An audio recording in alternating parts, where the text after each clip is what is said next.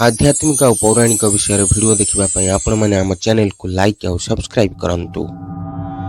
पृथ्वी मध्य भगवान विष्णु का सबुठारु प्रिय स्थान केउठी? पृथ्वीर केउ स्थान रे भगवान विष्णु रहिबापई भल पाती? सत्ययुगर जेतबळे असुर हिरण्याक्ष पृथ्वी माता को नहीं समुद्र जल रे बुड़ाई देइथिला, सेतबळे भगवान विष्णु ब्रह्मा नाकरू वराह अवतार रूप में प्रकट होइथिले। भगवान वराह एवं असुर हिरण्याक्ष मध्य घोर युद्ध चलिला। अनेक दिन पर्यंत हिरण्याक्ष एवं विष्णुकर युद्ध चलिला। शेषरे विष्णु हिरण्याक्ष को युद्ध रे हराई ताकू बद्ध करदेले। वराह भगवान हिरण्याक्ष असुर को बद्ध करी समुद्र भितर पृथ्वी को उद्धार करथिले।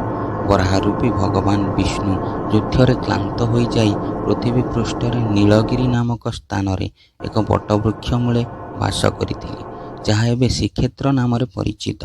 से स्थानटी भगवान को अति शांति प्रदान करथिला एवं भगवान को प्रिय लागिथिला। से दिन ठारू नीलगिरी वा श्रीक्षेत्र भगवान अति प्रिय स्थान होईगला।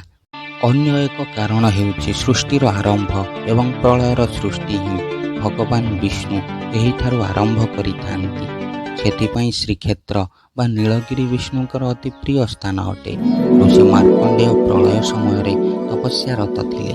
जेतबळे प्रलय जलर ऋषि भासी भासी जाई श्रीक्षेत्रर एक बटवृक्ष डाल को धरी रक्षा पाइले, सेतबळे से बटवृक्षर एक पत्रे अंगुष्ठी आकारर विष्णु को दर्शन करथिले।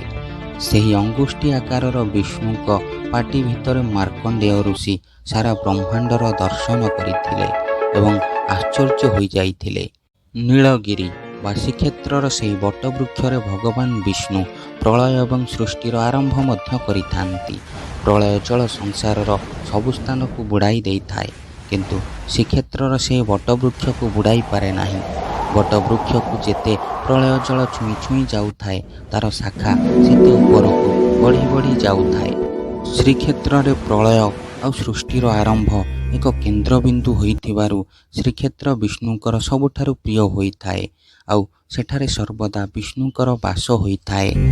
श्रीक्षेत्र भगवान विष्णुकर प्रिय होइथिबारु श्रीक्षेत्र रे भगवान विष्णु जगन्नाथ रूप रे प्रकट हेले।